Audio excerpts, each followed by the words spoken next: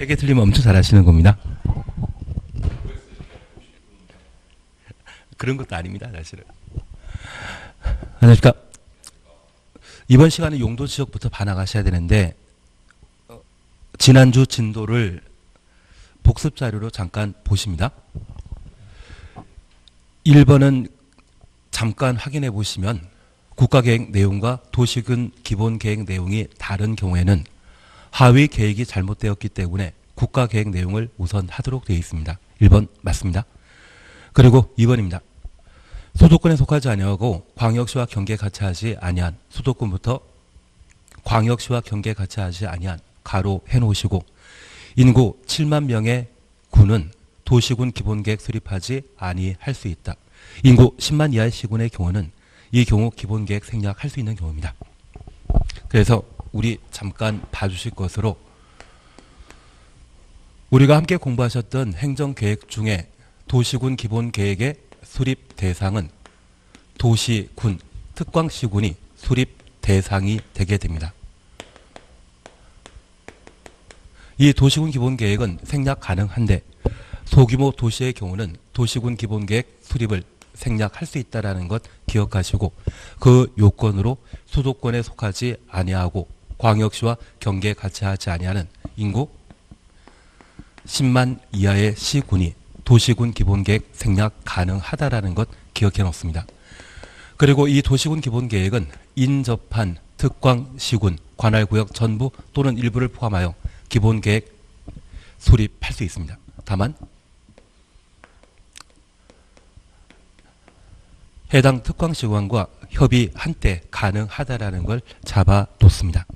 그리고 3번입니다.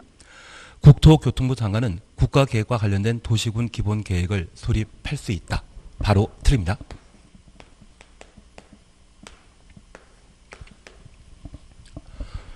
우리가 도시군 기본계획과 관련되어서는 전국에는 200여 개 도시군이 있습니다.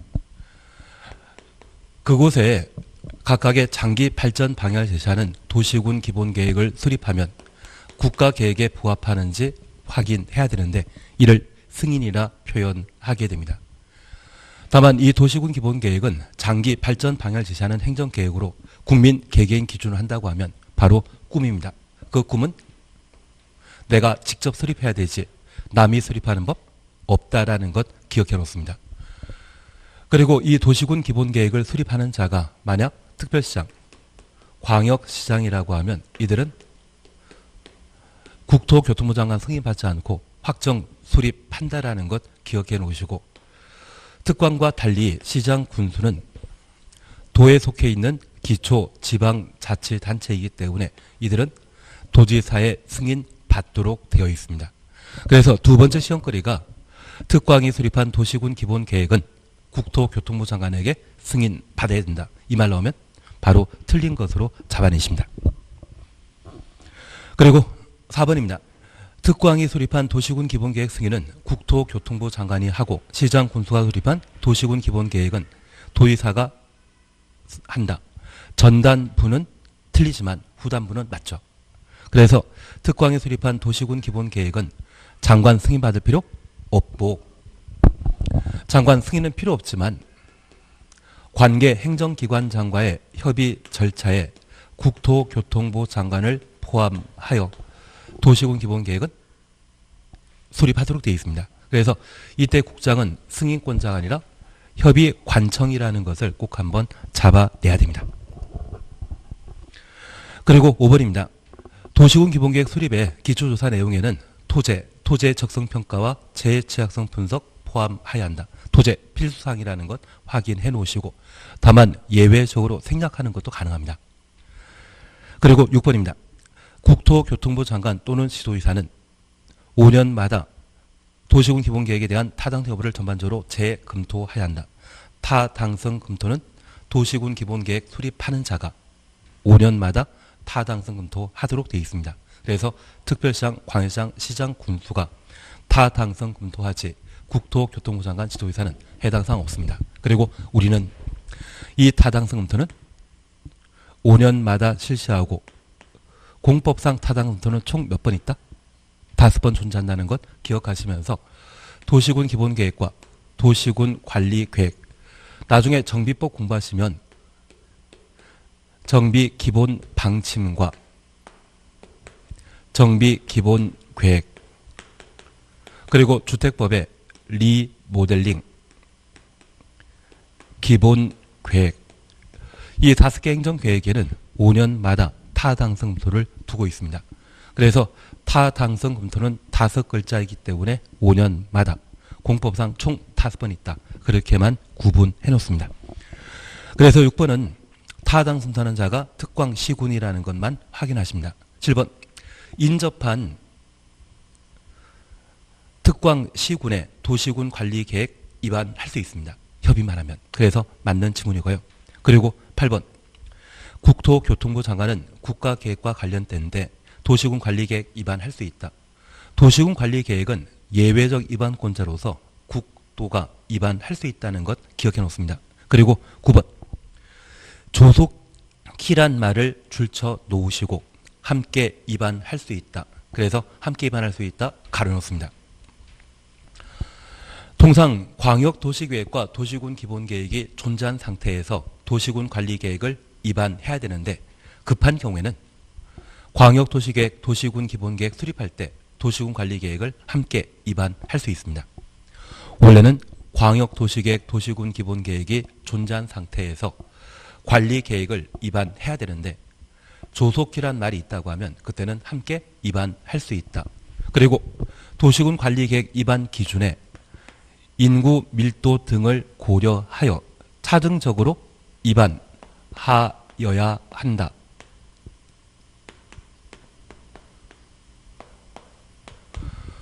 우리 도시군 관리계획은 기반시설의 설치 정비 계량을 도시군 관리계획으로 결정할 수 있는데 그 기반시설 중에 가장 대표적인 게 학교입니다. 그 학교를 사람 많이 살고 있는 도시 지역의 학교 규모와 시골 학교 규모는 같아야 된다? 달라야 된다. 달라야 됩니다. 다만 이것은 차별은 아니고 해당 학교 시설을 이용하는 사람 수를 고려하여 도시군 관리 계획은 인구 밀도 등을 고려하여 차등적으로 위반하여야 한다.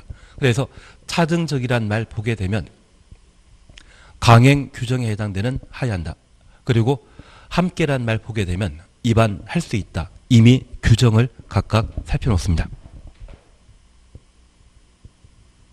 그리고 10번입니다. 대도시장을 제외한 시장 군수가 위반한 지구 단위 계획구역 지정 변경 등은 도지사가 결정한다. 우리가 도시군 관리 계획에 관한 사항으로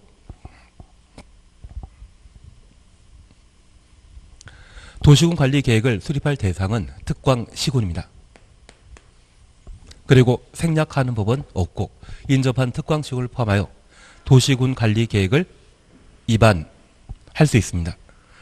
그리고 위반과 수립은 같은 의미이고 결정과 승인은 같은 의미라는 것 각각 살펴놓습니다.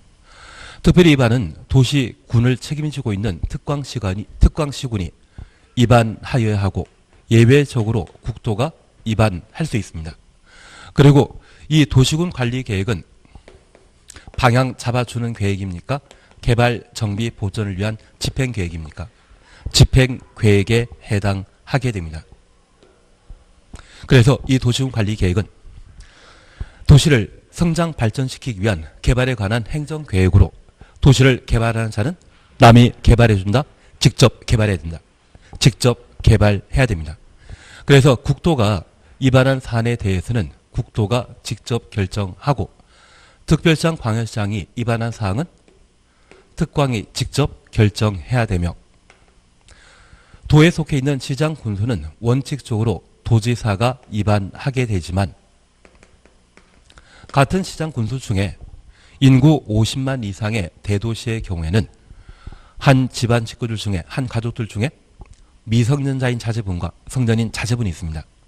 성년인 자제분이 자기 밥벌이 잘하고 있다고 하면 자기 취미 생활 등은 스스로 결정 집행할 수 있거든요. 그래서 대도시장의 경우는 직접 결정할 수 있습니다. 그래서 원칙적인 결정권자는 시도지사, 대도시장이라는 것 기억하시고 예외적으로 국토교통부 장관, 해양수산부 장관은 4개에 걸쳐 결정할 수 있는데 첫 번째 국토교통부 장관 등이 위반한 사항은 직접 결정할 수 있습니다. 개발제한구역 국토교통부 장관이 결정하며 국가계획과 관련된 시가화 조정구역은 국토교통부 장관이 직접 결정할 수 있습니다. 수산자원보호구역의 경우는 해양수산부 장관이 결정할 수 있고 도시군 관리계획으로 결정할 수 있는 6가지 사항 중에 지구 단위 계획과 관련되어서는 시장 군수도 결정할 수 있습니다. 다만 이 시장 군수는 도시군 관리계획으로 결정할 수 있는 6개 전부에 대한 결정권을 가지는 것이 아니라 지구 단위 계획에 국한해서 도시군 관리계획을 결정할 수 있는 자이기 때문에 얘는 예외 또 예외입니다. 극히 예외적인 경우라는 것만 파악해 놓습니다. 그래서 우리 결정권자와 관련된 사항을 기본적으로 구분하시는 게 항상 필요합니다. 그러면 지구 단위 계획과 관련되어서는 도지사가 결정하는 것이 아니라 시장 군수가 직접 결정한다라는 것 확인해 놓습니다. 11번 개발제한구역 지정 변경에 관한 도시군 관리 계획은 국토교통부 장관이 결정한다. 만약 시가조정구역이란 말 보게 되면 앞에 국가계획이란 말이 함께 붙어야 된다는 걸 꼭 잡아내야 됩니다. 그리고 12번입니다. 주민 및 이해관계인은 산업유통개발진흥지구 지정 변경에 대해 도시군 관리 계획을 위반할 수 있는 자에게 위반할 수 있는 자 가로 해놓으시면 얘는 국토교통부 장관, 지도지사, 시장 군수이죠. 그래서 주민은 산업유통개발진흥지구의 지정 변경을 국토교통부 장관에게 직접 제안할 수 있다는 것 구분하십니다. 그러면 이제 우리가 잠깐 구분하실 것은 현재 도시군 관리계획을 위반하고 결정하는 것을 도시군 관리계획 수립한다라 표현하는데 저 위반권자와 결정권자는 항상 행정청이지 비행정청은 없습니다. 특별히 비행정청인 주민 그리고 이해관계인 보통 부동산 개발업자를 말합니다. 이들은 위반을 할 수 없지만 위반을 제한을 할 수 있고 저 위반 제한할 수 있는 대상은 기, 지, 산, 대 4가지라는 것 기억하시고 저 위반 제한 시에 가출 요건으로서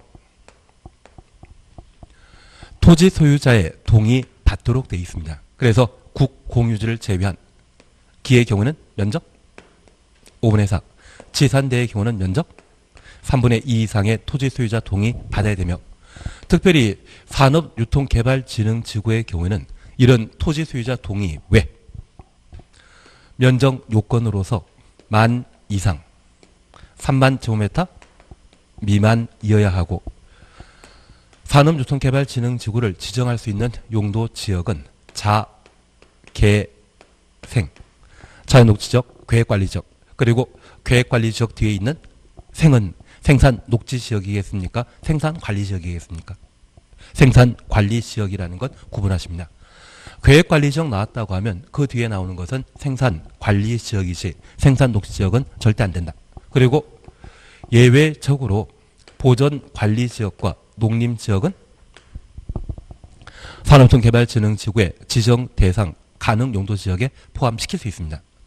그래서 지금 우리가 기본적으로 해주실 것은 자개생이 산업유통개발진흥지구의 지정 대상이라는 것을 한번 확인해 놓습니다.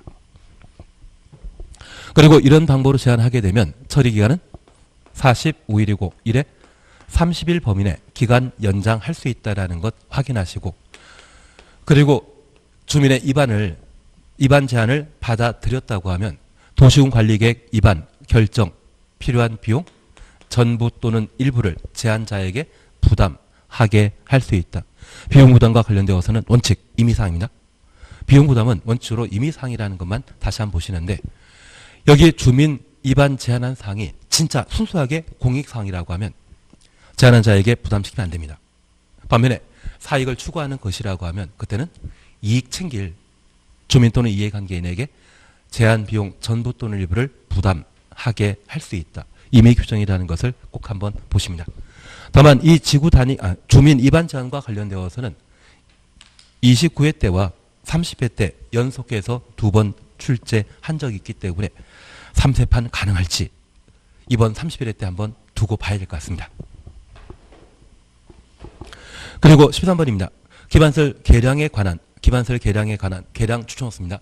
설치, 정비, 계량. 설치나 계량이나 같은 의미라는 것 다시 한번 살펴놓습니다.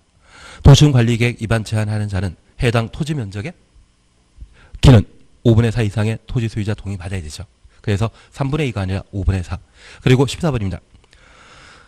도시군관리계획 위반 제한받은 국토교통부 장관, 지도이사, 시장, 군수 이들은 위반권자이고 제한 1부터 45일 이내 반영 여부를 제한자에게 통보해야 한다. 1회 30일 연장할 수 있다라는 것 구분해 놓습니다. 그리고 15분입니다. 도시군 계획설 결정 해제하려는 경우 해제 주놓습니다. 기초조사 실시하지 아니할 수 있다. 여기 도시군 관리 계획은 위반과 결정에 필요한 구체적인 절차를 다루며 특별히 이 도시군 관리 계획은 집행 계획입니다. 그 집행은 중요한 사항을 집행하기도 하지만 경미한 사항을 집행하기 위한 도시군 관리 계획을 위반 결정하는 경우도 있기 때문에 그 절차에 대해서는 생략 가능합니다. 반면 광역도시계획이나 도시군 기본계획 수립할 때 기초조사 공청회 생략할 수 있다. 이 말 넣으면 무조건 틀린 것으로 관리계획만 절차 생략 가능하다라는 것 구분하십니다. 그러면 이 생략 가능한 것으로서 기초조사, 환경성 검토, 토제 이 네 가지를 공통적으로 생략할 수 있는 것은 우리 야구 보다 보면 대타 등장하는 경우가 있고 등번호가 12번인 나, 도, 해가 존재합니다. 그래서 폐지되는 용도지구의 행위제한을 대체하기 위한 지구 단위계획 수립, 다른 법률에 따른 개발계획이나 지역지구 구역이 이미 지정되었다고 하면 해당 법률에서 기초조사 시기이기 때문에 이 법에 따른 기초조사 등을 모두 생략합니다. 그리고 폭 12m 이상의 도로 설치 계획 없다고 하면 기초조사 생략하고 나대지가 없는 경우, 나대지 없다고 하는 것은 나대지 면적이 2% 미만이라는 것, 그리고 도심지에 지구 단위 계획 구역 지정할 목적이라면 이미 개발 사업이 완료되었기 때문에 기초조사 실시할 필요 없습니다. 그리고 도시군 계획설에 해제를 결정하는 경우라면 만들 일 없기 때문에 기초조사 생략한다라는 것 기억하시면서 대타 12, 나도해 6가지에 해당되는 것은 기초조사 등에 대한 공통된 생략 사유라는 것 확인해 놓습니다. 그리고 16번입니다. 시도지사가 도시군 관리계획 결정하려면 중앙도시계획위원회 심의 거쳐야 된다. 시도에 설치되어 있는 것은 지방도시계획위원회의 시 중앙 쓰면 안 됩니다. 관할이 잘못되었다라는 것 확인해 놓습니다. 17번입니다. 도시군 관리계획 결정 효력은 지형도면 고시한 날 다음 날부터 효력 발생한다. 다음 날 주놓습니다. 도시군 관리계획은 부동산 가치에 대한 큰 영향을 끼치는 것으로서 지형도면 고시한 날 바로 효력 발생합니다. 다음 날 발생하는 것이 아니라 당일날 효력 발생한다는 것 기억하시면서 얘는 우리 민법에 공부하셨던 초일 불산의 원칙에 대한 예외입니다. 초일 불산입하는 것이 민법에서는 원칙입니다. 그래서 내가 만약 오늘 7시에 부동산에 대한 매매계약 해결했다고 하면 그 매매계약에 대한 효력은 오늘 7시부터 효력 발생한다. 다음날 0시부터 효력 발생한다. 매매계약 체결하면 오늘 7시부터 효력 발생한다. 다음날 0시부터 효력 발생한다. 0시부터 효력 발생합니다. 그래서 초일 불산의 원칙에 따라 어떤 특정한 법률 행위를 하게 되면 당일 효력 발생하는 게 아니라 다음날 효력 발생하지만 여기 도시군 관리계획은 부동산에 큰 영향을 끼치기 때문에 예외를 인정해서 지형도면 고시한 날 효력 발생한다라는 것 꼭 한번 확인해 놓습니다. 18번입니다. 도지사는 도시군 관리계획을 직접 위반한 경우 관계 시장 군수의 의견을 들어 직접 지형도면 작성할 수 있다. 맞습니다. 우리가 기억하실 것은 우리 도시군 관리계획은 위반권자와 결정권자라고 하는 관할 관청이 있는데 입안권자가 할 수 있는 관할은 3개. 지형도면 작성하는 것. 누가 한다? 입안권자가. 그리고 두 번째, 단계별 집행계획 수립하는 자, 입안권자가. 그리고 도시군 계획설 사업을 시행하는 자, 입안권자라는 것 확인하십니다. 그래서 입안권자는 총 3가지를 한다라는 것을 구분하시면서 지형도면 작성, 도의사가 도시군 관리 계획을 직접 입안한 때 입안권자로서 도면 작성할 수 있다는 것 확인해 놓습니다. 대도시장을 제외한 시장 군수는 지형도의 도시군 관리 계획에 관한 지형도면 작성하면 도의사의 승인 받아야 된다. 이게 원칙입니다. 다만 앞에 지구 단위 계획이란 말이 붙게 되면 지구 단위 계획에 대한 도시군 관리 계획이 결정 고시되면 이때는 시장 군수가 직접 지형도면 작성하고 고시하면 효력 발생하게 됩니다. 지구 단위 계획에 대해서는 도의사 승인 받을 필요 없다라는 것 다시 한번 살펴놓습니다. 국토교통부 장관 또는 시도의사는 5년마다 타당성 여부를 전반적으로 재검토하여 정비해야 한다. 타당성 검토는 5글자이기 때문에 5년마다 도시군을 책임지고 있는 특광시군이 5년마다 타당성 검토하도록 되어 있습니다. 그래서 지난 시간에 우리가 함께 보셨던 게 관리계획과 기본계획 내용을 함께 보셨는데 여기에서 보통 3문항 정도가 시험에 나오고 있습니다. 이번 시간에는 용도지역, 용도지구, 용도구역에 관한 사항을 함께 보시는데 바로 64페이지부터 함께 해나가십니다.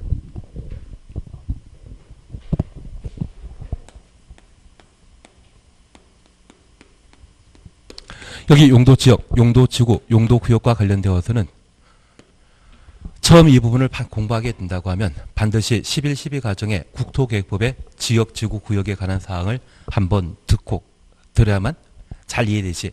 그냥 처음이라고 하면 그때는 이해가 당연히 안 됩니다.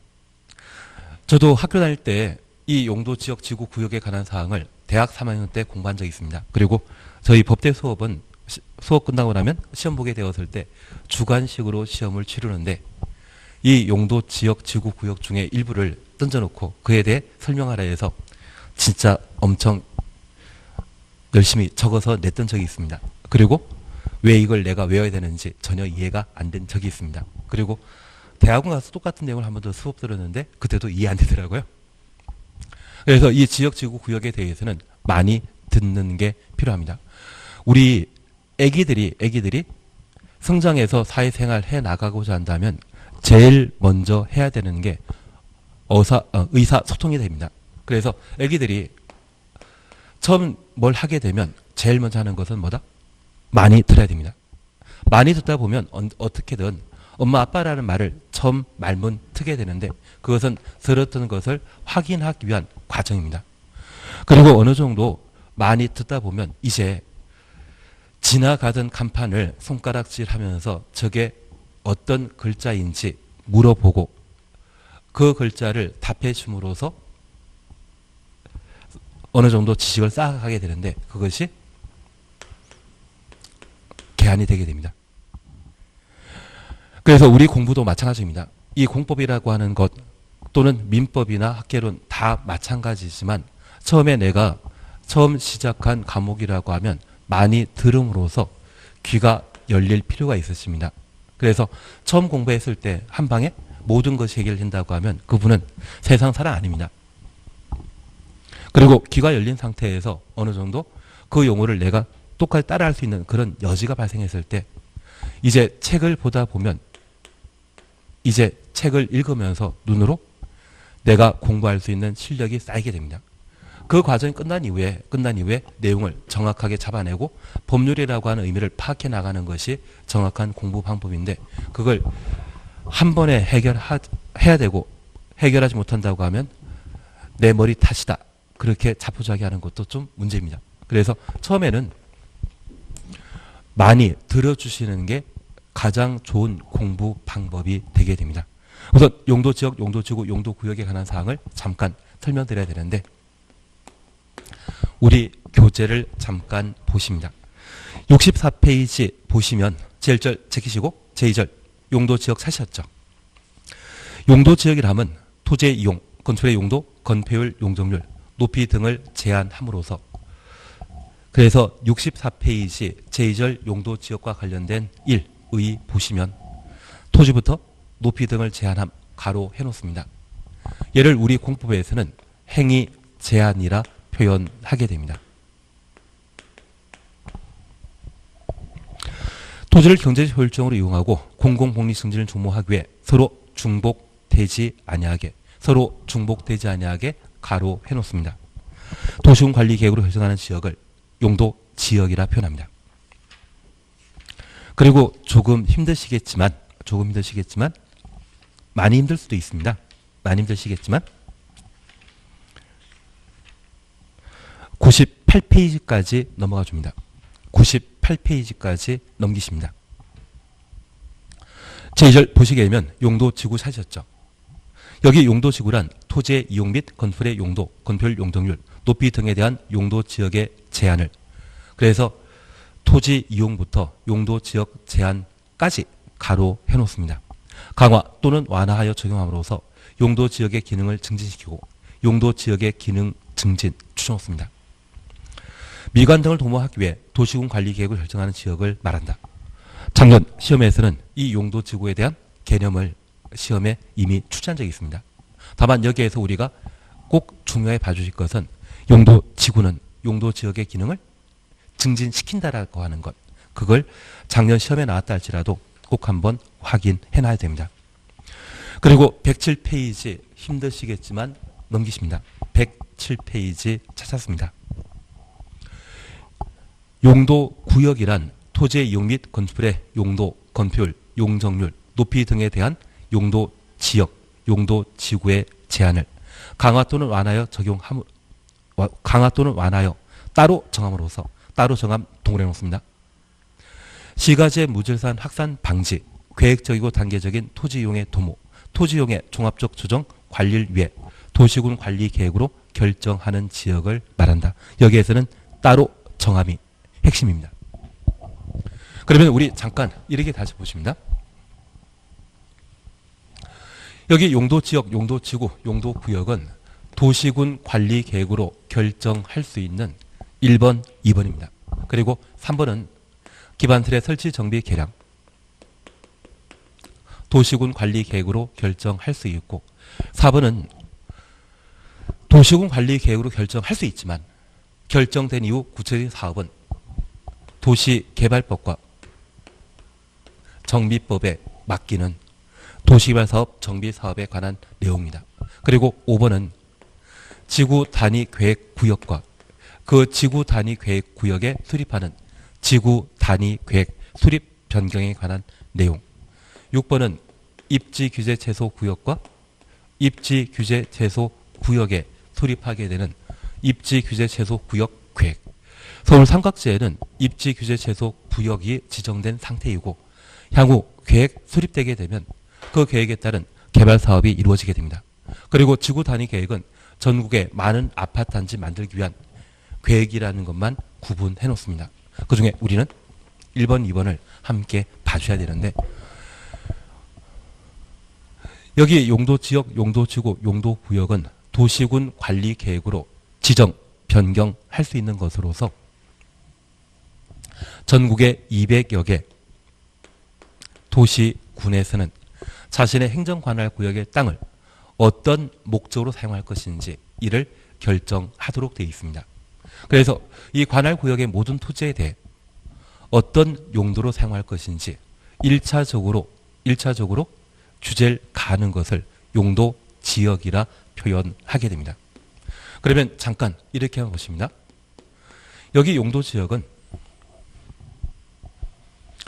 토지 이용에 대한 1차적 규제에 해당되는 것으로서 전국의 200여 도시 중에 많은 사람들이 집중적으로 거주하는 곳이 있다면 개발 가능한 도시지역으로 지정하고 사람 살기 불편하거나 또는 농업 등에 사용할 땅이 있다고 하면 개발하지 않고 비개발 용도로 정해 놓도록 되어 있습니다. 그래서 우리가 다방 같은 데를 방문하게 되면 이 다방 들어가자마자 다방 문 앞에 1인 1차라고 적어 놓는 경우가 있습니다. 그래서 다방에 출입해서 테이블에 앉고자 한다고 하면 무조건 차 한 잔은 시켜야 된다. 그래서 이 다방에 커피나 녹차나 유자차라고 하는 메뉴판이 존재된다고 하면 그중에 우리는 하나 선택해야 됩니다. 근데 만약 커피와 녹차를 한 잔씩 먹는 분은 계시겠지만 저 커피와 녹차를 섞어 마시는 분은 계시다? 만약 이런 분이 계시다고 하면 TV 한번 출연하실 것 같습니다. 그래서 이 다방에 출입해서 차 한 잔 시키듯이 도시군 전국의 모든 도시군에 있어서는 각각의 관할구에 속해 있는 땅을 개발 목적으로 사용할 것인지 비개발 목적으로 사용할 것인지 토지의 쓰임새를 결정하도록 되어 있습니다. 그래서 이러한 용도 지역은 서로 중복되지 않게 도시군 관리 계획으로 지정하는 것이 특징입니다. 그리고 용도 지구는 토지 이용에 대한 2차적 규제에 해당되는 것으로서 전국의 모든 도시군의 토지를 개발 용도와 비개발 용도로 각각 구분하게 되었을 때 저 개발 용도로 지정된 곳에 서울 같은 경우는 가끔 문화재에 해당되는 남대문이나 동대문 그리고 경복궁 같은 건물이 있습니다. 그리고 특히 남대문이라고 하면 남대문 시장에 접해 있는 것으로서 주변 용도 지역이 죄다 상업지역인데 그 남대문 주변에 아무리 상업지역이라 할지라도 지나치게 높은 빌딩을 병풍처럼 둘러싸게 한다고 하면 남대문의 전경을 보기 곤란하거든요. 그래서 이 남대문이 있는 곳이 있다고 하면 남대문을 보호할 목적으로 역사, 문화, 환경 보호지구로 지정하여 남대문의 전경을 구경할 수 있도록 그 주변은 상업지역이라 할지라도 건물의 규모를 좀 축소시키는 경우가 있습니다. 그래서 이 용도지구라고 하는 것은 토지에 대한 1차적 규제로서 공익을 달성해야 되는데 해당 지역에 특별한 시설이나 문화재나 특수한 환경이 조성되어 있다고 하면 그러한 부분들을 고려하여 용도 지역과 관련된 행위 제한을 강화 또는 완화시킴으로써 용도 지역의 기능을 증진시키고자 도시군 관리 계획으로 결정하는 것을 용도 지구라 표현하게 됩니다. 그러면 우리가 잠깐 이해하실 것이 있습니다. 내가 커피를 주문하게 되면 다방엔 테이블 위에 작은 그릇 몇 개가 함께 갖춰져 있습니다. 보통 설탕통과 그리고 프림통이 각각 갖춰지게 되는데 나는 저 커피의 설탕, 프림을 다 마실 수 있죠. 그러면 나는 그때 설탕물을 마시는 것입니까? 커피 마시는 겁니까? 커피 마신다고 할 겁니다. 그래서 이 설탕과 프림이 바로 용도지구의 특성을 가지는 것으로서 커피의 맛을 좀 더 증진시키기 위해 우리가 타먹는 것들을 용도지구라 표현하게 됩니다. 그런데 가끔 다방에 제공하는 설탕, 프림 외에 개개인이 비스켓이나 또는 소금 등을 준비해서 저 커피에 타 마시는 경우가 있습니다. 그러면 이 다방에서 제공하는 것은 법령이 일반적으로 제공하는 용도지구 형태인 반면 이 비스켓 등은 개인이 준비하는 것이거든요. 그래서 특별히 이 용도지구와 관련되어서는 지방자치단체에서 만든 법인 조례로 용도지구를 정할 수 있고 이러한 용도지구를 지정함으로써 용도지역의 기능을 좀 더 증진할 수 있다고 하면 법령 외 조례로도 용도지구를 만들 수 있는 것이 특징입니다. 다만 우리가 꼭 기억하실 것은 여기 용도지구는 2차적 규제라는 것을 꼭 한번 살펴놓습니다. 그러면 잠깐 얘만 다시 한번 이해해 놓습니다. 여기 도시가 이런 행정관할 구역을 갖추게 된다고 하면 이 도시에 속해 있는 모든 땅은 특정 용도지역에 빠짐없이 지정되어 있습니다. 이것이 1차적 규제인 용도 지역이라고 하면 이 도시에 속하는 곳에 만약 문화재가 존재한다고 하면 이 문화재를 보호하기 위해 문화재 주변 일대에 대해서는 우리가 나중에 다시 한번 공부하시겠지만 역사 문화 환경 보호 지구를 지정하게 됩니다. 그리고 서울에 김포공항이라고 하는 공항시설이 존재한다고 하면 이 공항 주변에는 항공기의 안전한 이착륙을 도모하기 위해 지나치게 높은 건물이 만들어져서는 안 됩니다. 그래서 건물의 높이를 제한할 목적으로 이 공항 주변에도 고도지구라고 하는 것이 지정되어 있습니다. 그러면 이 용도지구는 도시행정관할구역의 모든 땅에 대해 빠짐없이 지정되어 있다? 공항이나 문화재라고 하는 특수한 것이 있을 때만 그 주변 일대 일부 지정되어 있다. 일부에 지정되어 있다는 것을 꼭 한번 확인해 놓습니다. 그리고 마지막으로 용도구역에 관한 사항을 함께 보시는데 이 용도구역은 개발제한구역, 시가조정구역, 수산자원보호구역, 도시, 자연, 공원구역 네 가지로 각각 구분하고 있는데 우리가 다방에 오랜 단골이 된다고 하면 아침에 다방 들어갔다가 점심시간까지 다방에 계속 계시는 경우가 있습니다. 그럴 때 단골이라고 하면 다른 손님과 다른 특권으로서 중국집에서 짜장면을 하나 시켜줄 수 있습니다. 만약 커피를 2잔, 3잔 드시다가 짜장면을 시켜 먹게 되면 나는 커피 맛을 느낀다? 짜장 맛을 느낀다. 짜장 맛을 느낄 수밖에 없습니다. 그래서 특별히 용도지역으로 위락설 등을 건축할 수 있는 상업지역에 그 주변에 김포공항 같은 것이 존재한다면 이 공항 주변 일대에는 고도지구가 지정될 수 있습니다. 그러면 고도지구로 지정된 상업지역에는 상업용 건물 건축한다 못한다? 건축할 수 있습니다. 다만 건물 높이가 낮아질 수밖에 없습니다. 반면에 이 상업지역에 개발 제한 구역, 흔히 그린벨트라고 하는 것이 지정되게 되면 이 상업지역에 개발 제한 구역이 지정되게 되면 이곳에는 상업용 건물 건축한다 못한다? 아예 못해버립니다. 그래서 이 용도구역은 용도구역과 관련된 고유의 목적이 있고 그 고유의 목적을 달성하기 위해 용도구역이 지정되게 되면 토지에 대한 1차, 2차 규제는 싹 무시되는 것이 특징입니다. 반면 용도지역에 용도지구가 지정되게 되면 고도지구가 지정되었을 때 상업용 건물은 건축할 수 있지만 건물 층수, 높이가 조정될 뿐 아예 상업용 건물의 건축이 제한되는 건 아니거든요.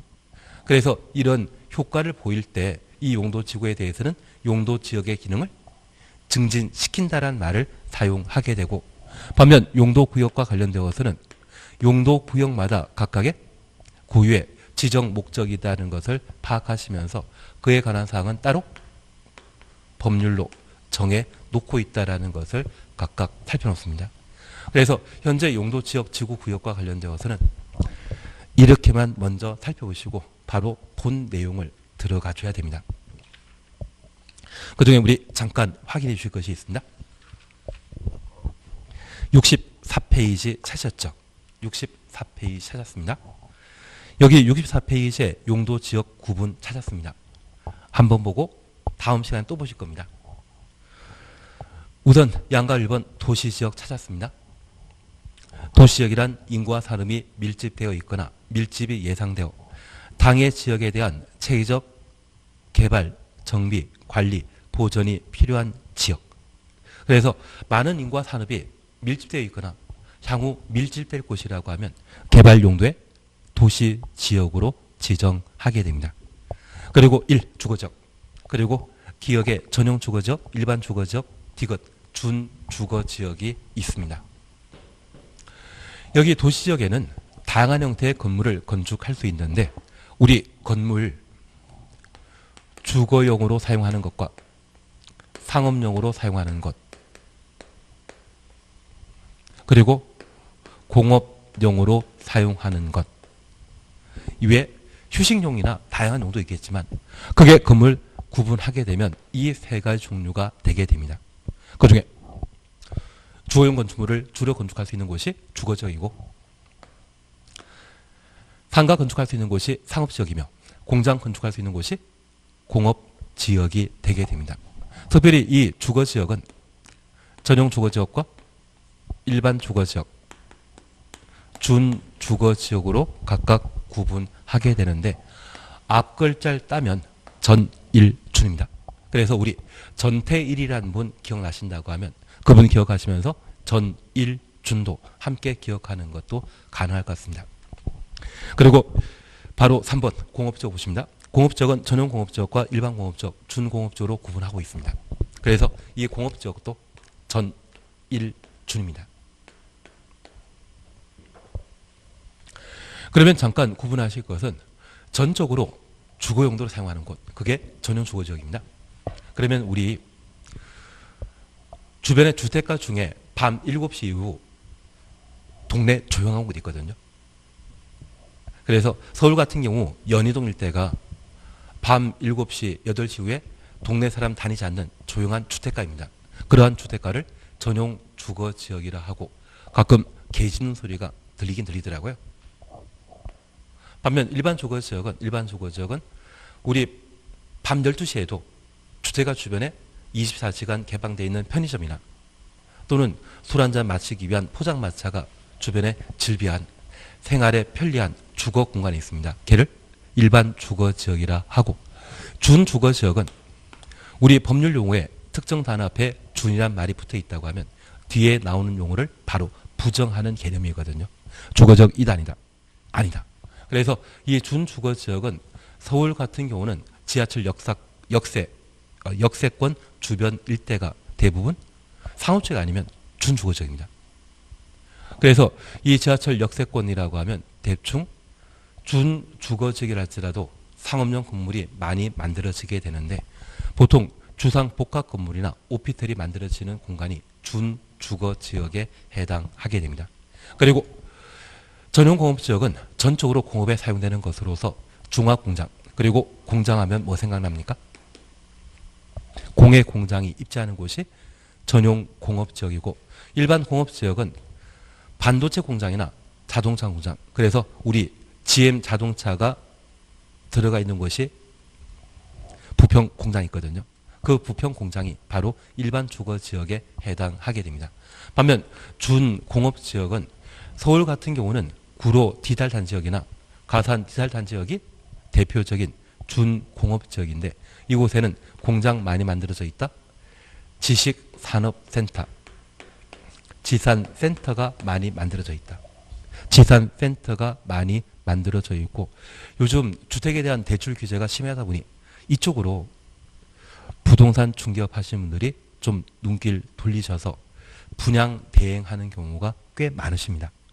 그리고 이 지식산업센터에는 최근 오피스텔 같이 기숙사를 함께 배치하는 경우가 있는데 서울 구로 디지털이나 가산 디지털 같은 곳에 이 지산센터 만들어지게 되면 최근 공장 만들어지는 형태가 절반 정도는 기숙사로 조성하는 경우가 있습니다. 그리고 몇몇 큰 손은 이 지산센터에 만들어져 있는 기숙사를 아도 치는 경우가 있습니다. 그리고 월세 주고 임대하게 된다고 하면 한 3년에서 4년이면 투자 원금 다 뽑는다. 그 생각을 많이들 하고 있습니다. 대신 기숙사 분양받고자 한다고 하면 입지가 어디인지를 꼭 한번 봐놔야 될 겁니다. 그리고 상업지역은 중일 유군입니다.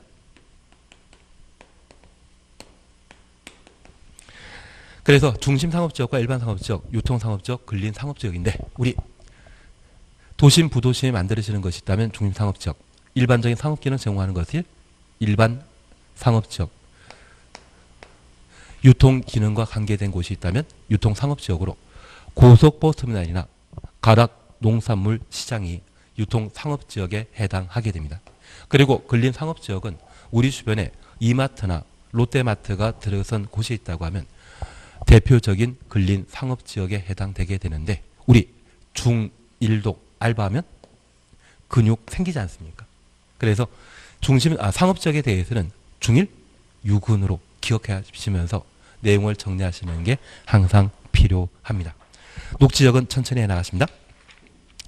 그리고 양가로 이번엔 관리지역, 3번 농림지역, 자연환경보전지역이란 용도지역이 있고 이러한 용도지역을 도시에 빠짐없이 도시군 관리계획으로 지정하도록 되어 있습니다.